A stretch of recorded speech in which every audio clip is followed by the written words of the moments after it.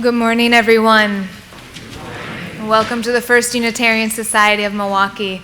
Before we begin with our regular welcome, I just wanted to reassure you all that Marlo Nordstrom is okay. He is the member of our choir who was up here just before the service began. He is under a doctor's care for blood pressure. There was some fluctuation in his blood pressure, which caused some dizziness. And Janet, his wife, is currently taking him to be checked out by the doctor whose care he is under. So if you were here for that, rest assured, all is well. Marlo is on his way to the doctor. Paul.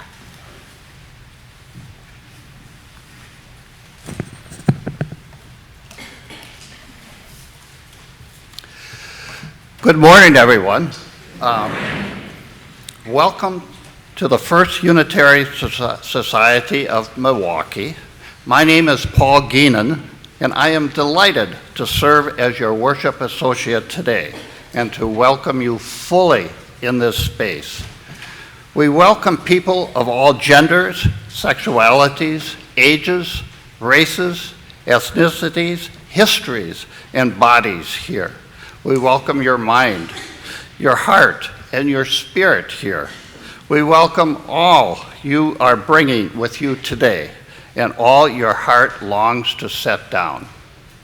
We extend a special welcome to each guest amongst us. We invite our guests to fill out a welcome card located in the pew rack in front of you and drop it off at the offering plate later in the service. Guests may also pick up a welcome packet at the back of the sanctuary, where folks will also find hearing assistant devices and Braille hymnals. A fragrance-free area is located on the front right side of the first few pews. If you are a visiting family, including children or youth, after the time for all ages noted in your order of service, please join the children's recessional and head across the hall to the commons room. There, you will be greeted by someone who will orient you to religious education. Immediately following the service, everyone is invited for coffee and conversation in the common room. Again, my name is Paul Geenan, and you can come talk to me at the guest table there. As a way to engage at First Church, I invite everyone to explore the announcements insert for the numerous opportunities available here. In particular, let me draw your attention to our form speaker this morning, who is Christopher Cantwell, Assistant Professor of History and Religious Studies, UW-Milwaukee. He will be talking about the rise of evangelical nostalgia using one of our country's favorite gospel hymns. We have a few announcements. Sign up for the fall journey to membership class and explore Unitarian Universalist theology, history, and social justice, as well as membership and your own spiritual journey. The class is required to become a member of this church, but the curious to learn more are also welcome. Classes will be held Saturday, November 16th, 9 to 4, and Thursday, November 21st, 6 to 8:30 p.m.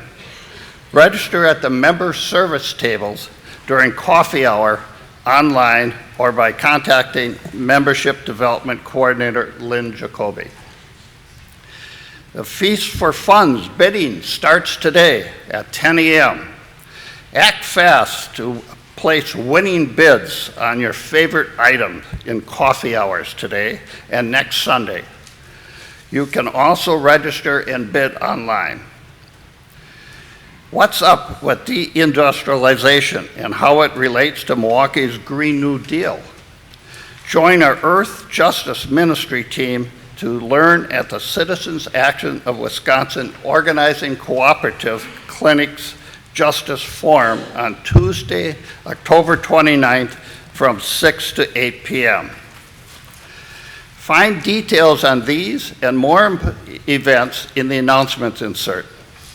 Finally, Please silence any electronic devices for the remainder of the service. Once again, I welcome you to the First Church by inviting you to join me in the unison reading of our mission, which is printed in the order of service. We gather to nurture the spirit, engage the mind, and inspire action. So I'd like to invite our chalice lighters up, who are N. Fitek and Paul Maynard.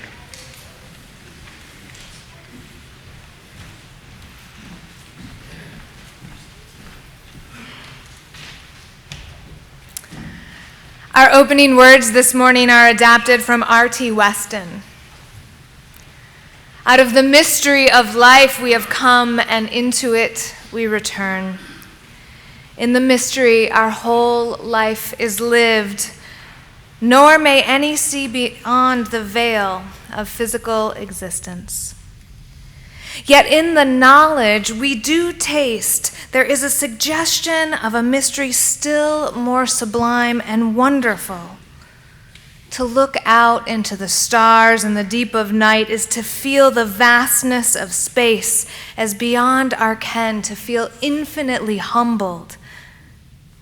Yet how much greater than the stars and more wonderful than space and night is the miracle of human life. Here, in this tiny corner of the universe, we know a mystery more profound, a glory more sublime than all we know or guess about the stars. For here, within the mystery of flesh, is worked the miracle of mind and love. This is the greatest wonder of them all. Besides which our little knowledge is a paltry thing, dry dust beneath a truth so great we dare not even guess at it.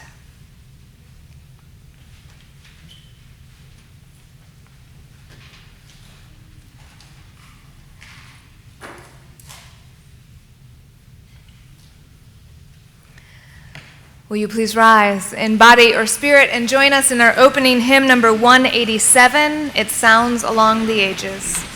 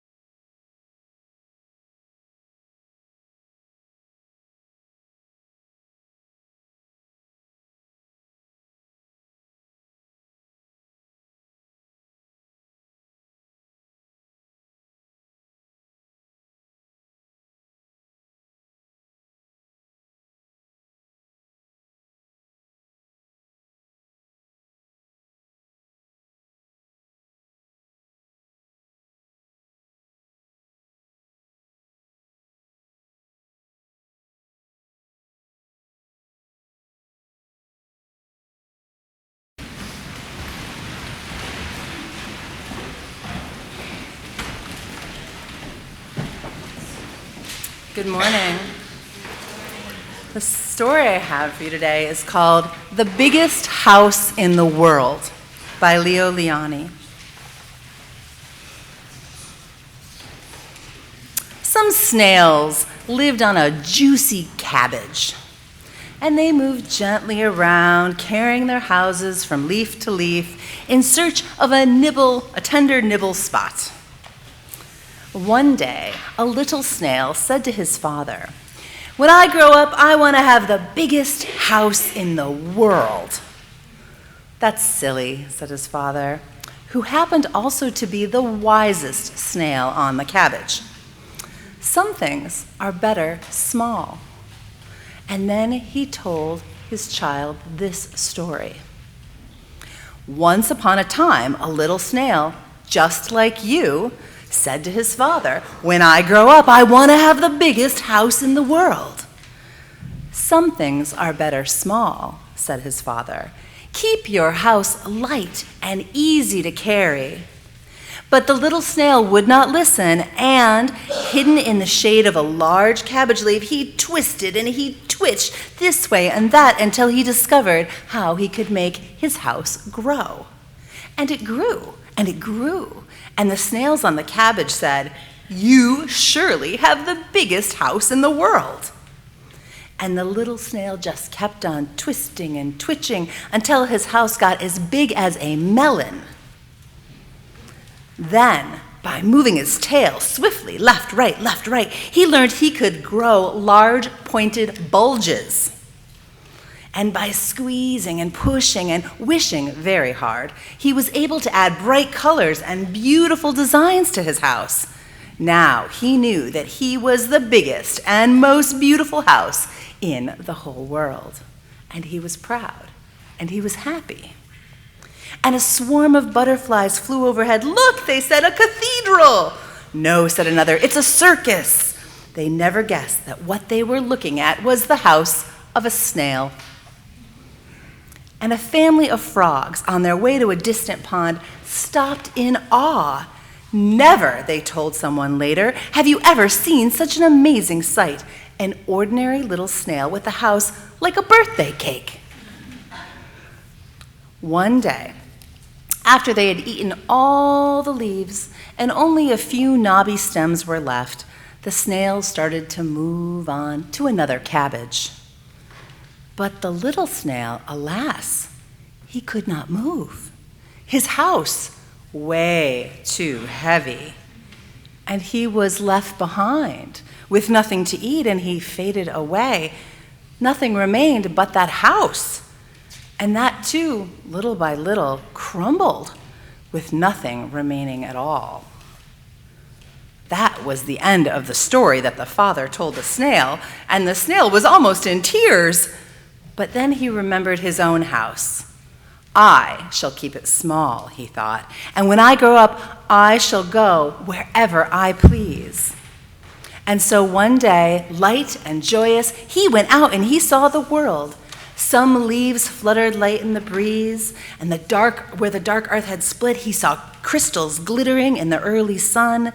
There were polka dot mushrooms to check out. There was a pine cone laying in the shade, and the tender buds were sweet and cool with the morning dew. And the little snail was so happy. The seasons came and went, but the snail never forgot the story his father had told him. And when someone asked him, "How come you have such a small house?" he would tell the story of the biggest house in the world. The end. Please rise in body and spirit for our next hymn, number 107 in the Teal hymnal. And after the first verse, religious education children and adults will follow me out this door into the common area.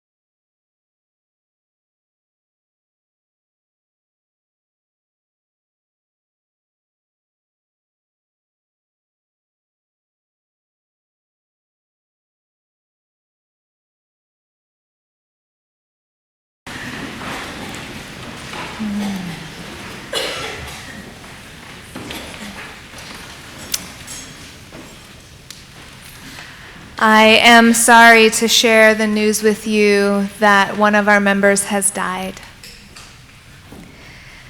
Joseph Stephen Lowry, known to us as Steve, died peacefully with his family gathered around at 1:30 a.m.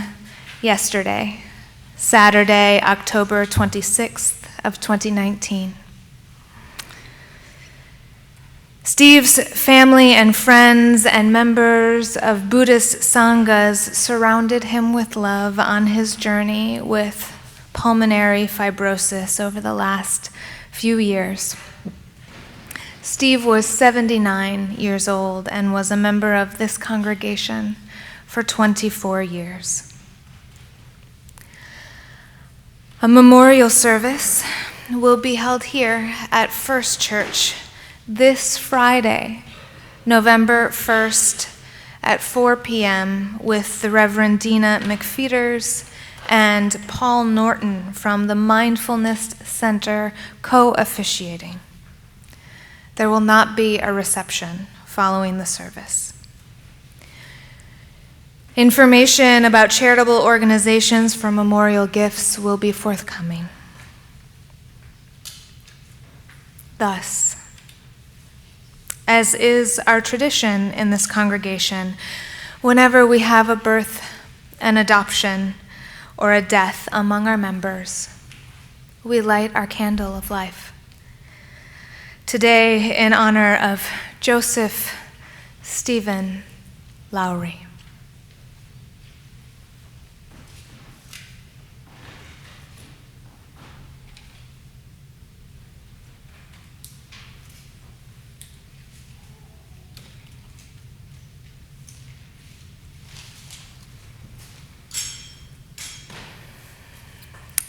I'd like to invite you to join me now in a time of contemplation, which will be followed by silence, followed by the seated singing of Spirit of Life.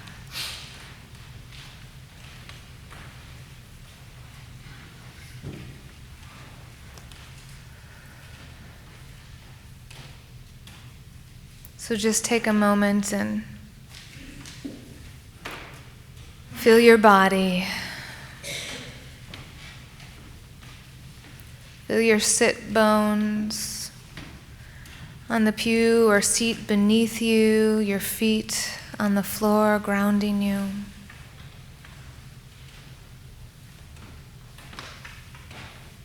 And the top of your head connecting you to all that is.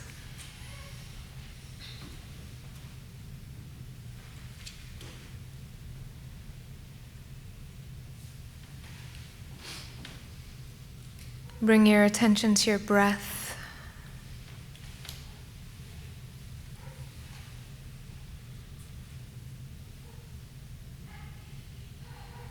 And let its movement in and out bring you into here and now.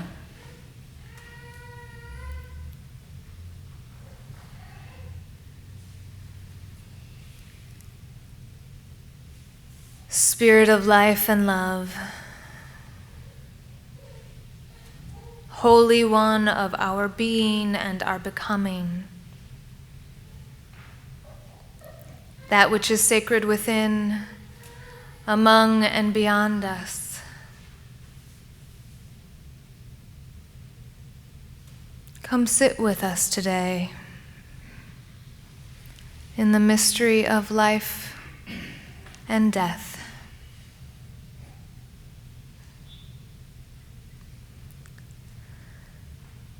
Let our breath remind us that we are alive. And in our living, may we become ourselves.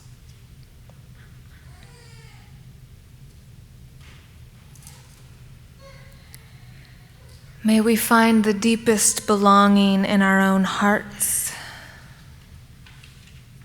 and through that, the deepest connection to all that is.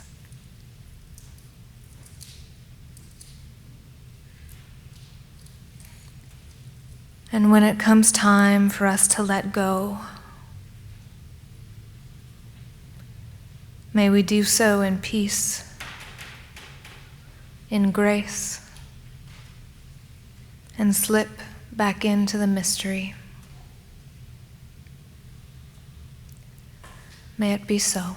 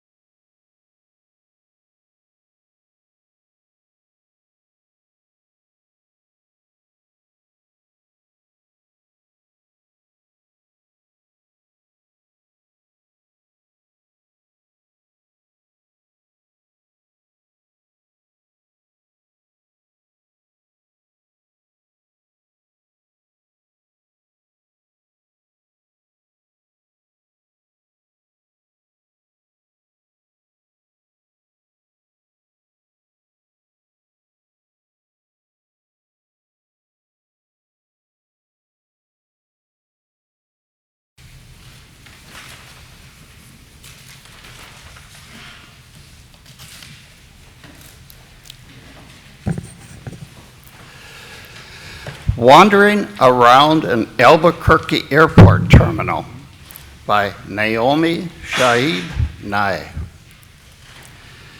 After learning my flight was detained 4 hours, I heard the announcement. If anyone in the vicinity of Gate 4A understands any Arabic, please come to the gate immediately. Well, one pauses these days. Gate 4A was my own gate. I went there. An older woman in full traditional Palestinian dress, just like my grandma wore, was crumpled to the floor, wailing loudly. "Help," said the flight service person. "Talk to her. What is her problem?" We told her the flight was going to be 4 hours late. And she did this. I put my arm around her and spoke to her haltingly. "Shadoa, Shabidok, Habiti, Stani Stani Shwe, Minifatik, Shobitswi." The minute she heard any word she knew, however poorly used, she stopped crying. She thought our flight had been canceled entirely. She needed to go to El Paso for some major medical treatment the following day. I said, no, we're fine. You'll get there, just late. Who's picking you up? Let's call him and tell him. We called her son, and I spoke with him in English. I told him I would stay with his mother till we got on the plane and would ride next to her, Southwest. She talked to him. Then we called her other sons, just for the fun of it. Then we called my dad, and he and she spoke for a while in Arabic, and found out, of course, they had 10 shared friends. Then I thought, just for the heck of it, why not call some Palestinian poets I know and let them chat with her? This all took about 2 hours.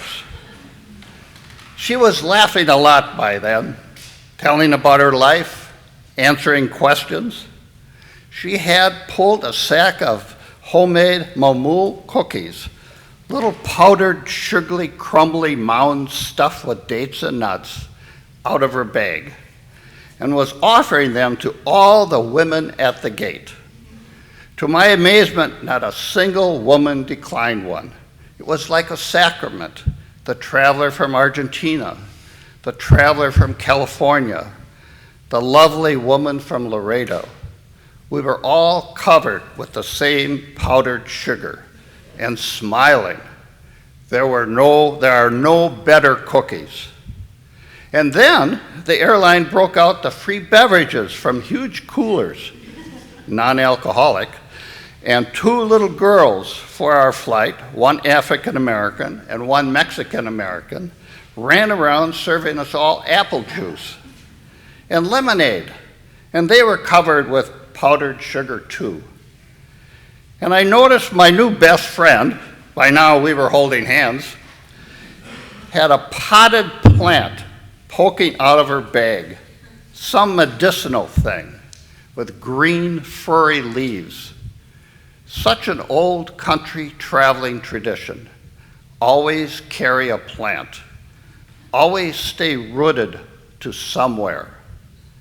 And I looked around that gate of late and weary ones and thought, this is the world I want to live in, the shared world.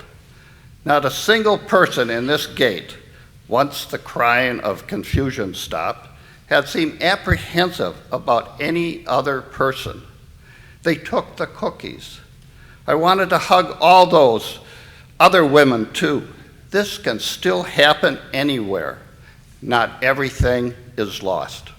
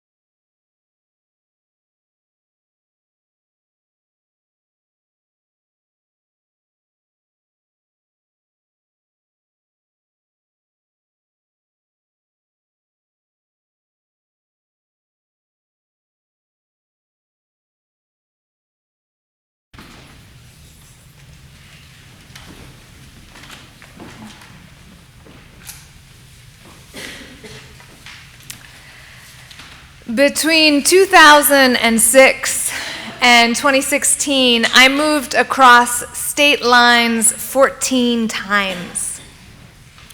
I moved for new work, for school, for an internship, for new ministries. In all that moving, I pared down to just the essentials. I had furniture that also served as moving boxes. My computer was also my TV. I learned how to be that snail carrying my small shell. I wasn't uncommon as a mover among young adults or even as a mover among Americans. The average American moves 12 times in their lifetime, and in 2018, 10% of Americans moved. The disruption that moving causes can create loneliness and pain. Living without connection actually lights up the same pain center in our brains as physical pain does. In his book, Social, Why Our Brains Are Wired to Connect, Matthew Lieberman writes, "To the extent that we can characterize evolution as designing our modern brains, this is what our brains were wired for, reaching out and interacting with others. These social adaptations are central to making us the most successful species on Earth." It turns out that social connections are as important to health outcomes as not smoking is. And social standing is more important to human beings' sense of worth than wealth is. Sometimes, material belongings can even stand between us and social connections, ironically lowering our sense of self-worth rather than increasing it. In her book, The Lonely City, Olivia Lang writes about the artist Andy Warhol's obsession with material objects and how he used those material objects to separate himself from other people. Like many lonely people, Lang writes, he was an inveterate hoarder, making and surrounding himself with objects, barriers against the demands of human intimacy. Terrified of physical contact, he rarely left the house without an armory of cameras and tape recorders, using them to broker and buffer interactions with other people. Like the snail whose shell separated him from his tribe when they moved, belongings can sometimes prevent a sense of belonging, separating us from other people. According to a 2018 study from the University of California at San Diego, 3/4 of Americans show serious signs of loneliness. More than 50% of us are moderately lonely, and 20% of us are highly lonely.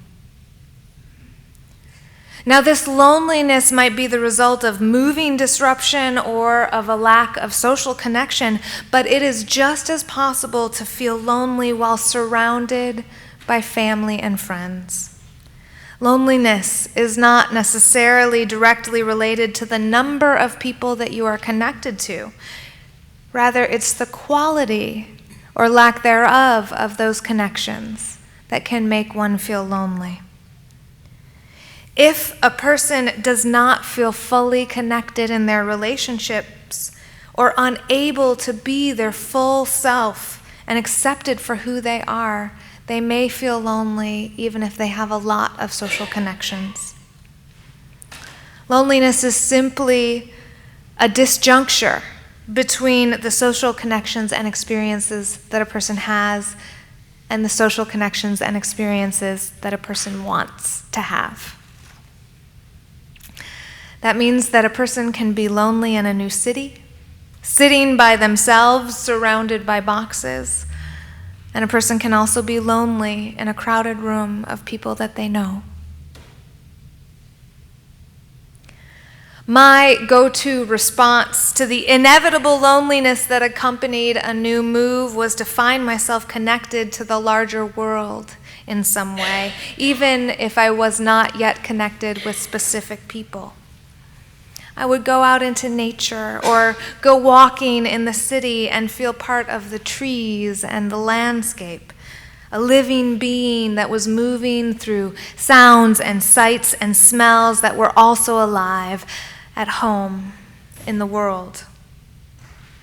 I could feel my breath mix with the air around me and smell the earth and touch the water that would become me. I could get lost in the larger cosmos of being that held me.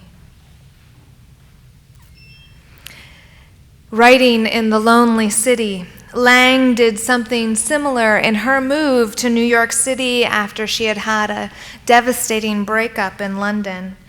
She writes, "In certain circumstances, being outside, not fitting in, can be a source of satisfaction, even pleasure. There are kinds of solitude that provide a respite from loneliness, a holiday, if not a cure. Sometimes as I walked, roaming under the stanchions of the Williamsburg Bridge or following the East River all the way to the silvery hunk of the United Nations, I could forget my sorry self, becoming instead as porous and as borderless as the mist, pleasurably adrift on the currents of the city." There is beauty in that kind of solitude, because that kind of solitude can reconnect you to the larger world, erasing the small self and unifying it with the cosmos. Facing the fear of loneliness can bring its own power. In Braving the Wilderness, the quest for true belonging and the courage to stand alone, Brene Brown writes, "Belonging so fully to yourself that you're willing to stand alone is a wilderness, an untamed, unpredictable place of solitude and searching. It is a place as dangerous as it is breathtaking, a place as sought after as it is feared. The wilderness can often feel unholy because we cannot control it, or what people think about our choice of whether to venture into that vastness or not. But it turns out to be the place of true belonging. And it is the bravest and most sacred place you will ever stand."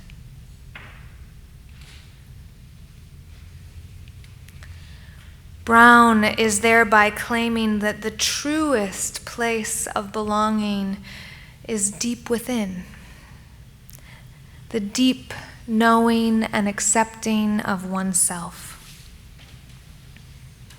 When I truly belong to myself, I am able to weather changes in my social landscape, loss, and the pain of loneliness. Wading into this territory is dangerous because the loss that one experiences there is real. Because loneliness has both emotional and physical consequences. And because the feelings that one finds are wild and not controllable.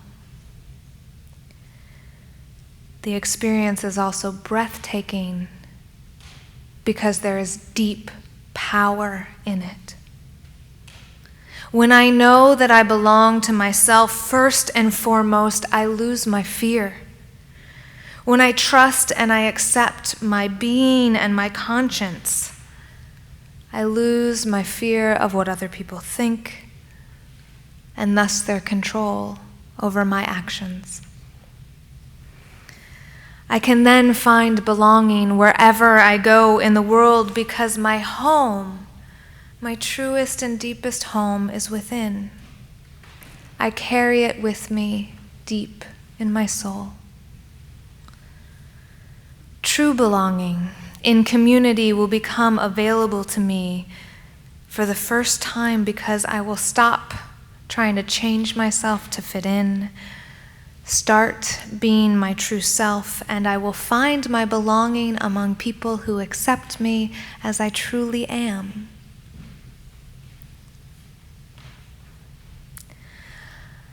Ironically, in finding oneself at home in the world, one discovers in both loneliness and in belonging that it is all a sense of home that is borrowed.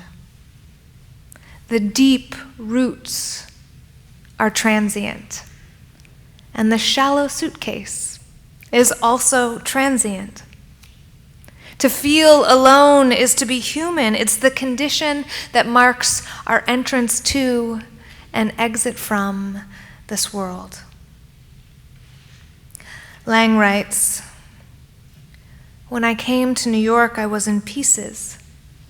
And though it sounds perverse, the way I recovered a sense of wholeness was not by meeting someone or falling in love, but rather by slowly absorbing the fact that loneliness and longing does not mean one has failed, but simply that one is alive." While moving a great deal undermines long-term connection, that shallow suitcase that you carry with you gives you a practice of making peace with the truth of transience. As human beings, we do need deep roots. We do need the sense of belonging in a place with a people. But when we can also find the deepest well of belonging within, we can travel with our potted plant in a bag and stay rooted within ourselves. A suitcase practice can help you know that your roots drop down through the bottom of yourself and out into the deep well of the world. You can know that you are a part of the cosmos and therefore you are never alone, even as everything inevitably, inexorably changes.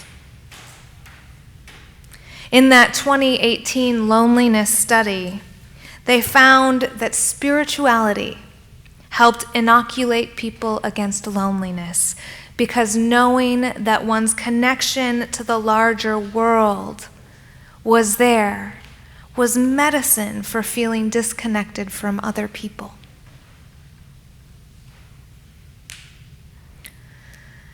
In a number of religious traditions, this is the time of year when we remember our dead. We're moving into darkness and cold, into a season of impermanence and dying. Two of the most prominent contemporary rituals in North America are a blend of Christian and pagan traditions. Our American Halloween is a blend of the Celtic ritual Samhain and the Christian ritual of All Hallow Tide, which includes both All Saints' Day as well as its eve, Hallowmas, and Halloween. The Day of the Dead, or Dia de Muertos, is a Mexican tradition that blends indigenous rituals for honoring the dead also with the Christian All Saints' Day. These rituals honor and remember the dead, but they do so differently in the context of their own culture and symbols and heritage. The feeling of Halloween tends to be spooky, with a sense that there is a threat from death when the veil is thin. Dia de Muertos, however, is more celebratory, with love and invitation to the spirits, as well as a celebration of life in the light of death. In the time for all ages today, the snail that invested in his big, beautiful house was no longer able to travel. His belongings kept him from belonging with his community, kept him from moving with them when he moved. He was left behind, and he slowly faded away, as did his house. It is fitting to have a children's story talking about impermanence on this day when we mark the loss of one of our Buddhist teachers, our Bodhisattva, Steve Lowry. Steve and his wife Jeannie led the Buddhist group here at First Church and taught about the impermanence of all things, even snails, even us. Our bodies, too, will fade away, along with all of our material belongings. As we come into this season of impermanence and watch the leaves outside prepare for death with shuddering and awesome beauty, we might wonder what we will do to prepare for our own. In this life, we might travel with a potted plant in our shallow suitcase or stay rooted like a deep tree by the river, but a death shroud has no pockets in it. The final journey must be taken alone and empty-handed. There is nothing that we get to take with us, not that big, beautiful house, not even a small stone from the earth. And so we invest in the life that we leave behind. The people that we love in the world, the beauty and the music and the art that we create, the trees that we plant and the water that we protect for future generations. There is breathtaking beauty here in this world, in our own tender souls, in true community of authenticity, and in this larger, sparkly cosmos of all being to which we deeply, deeply belong.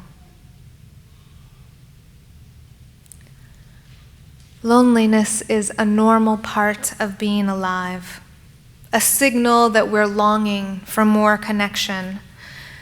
That connection might be found among other people, but it also might be found within or beyond, out there with the cosmos. John O'Donohue writes, "Sometimes the urgency of our hunger blinds us to the fact that we are already at the feast. To accept this can change everything. We are always home, never exiled." May you discover belonging in the truth of your own heart and in the beauty of your connection with the cosmos. May you know that even alone, you are at home in this world, rooted deeply in the oneness of all being from which you have emerged and to which you will return. And may the love that you share in this life come from that deep place within and live on long after you are gone. May it be so.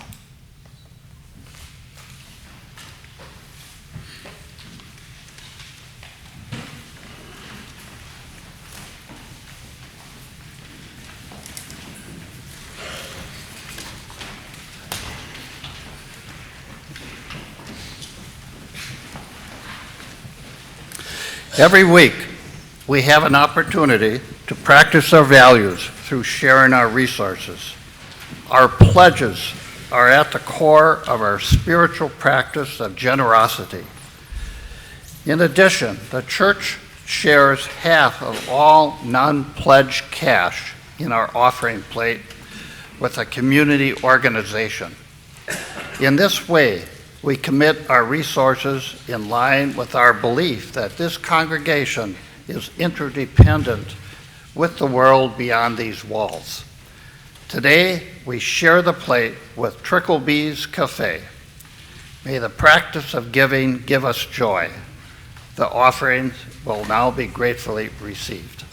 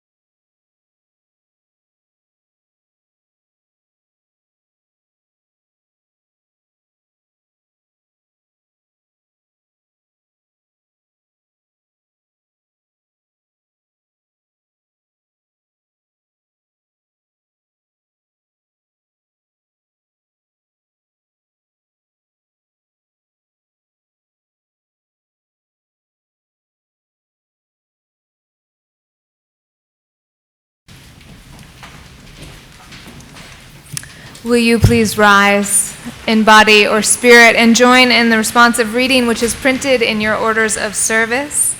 This is by Raymond J. Bond. I'll begin. We belong to the eternal here and now. We did not begin when we were born. Our origin goes back to the beginning, as the beginning of all things. Our biography is the story of earth and sun and humankind. To the end when we die. Something eternal is revealed in everything, our brains and bodies. Our mosaics are the same unknown that underlies the light, the star, the sea. We do not know what it is, but we live in it. And we call it life. We belong to the oneness. From which we have emerged. And will you join in singing our closing hymn number 318, We Would Be One?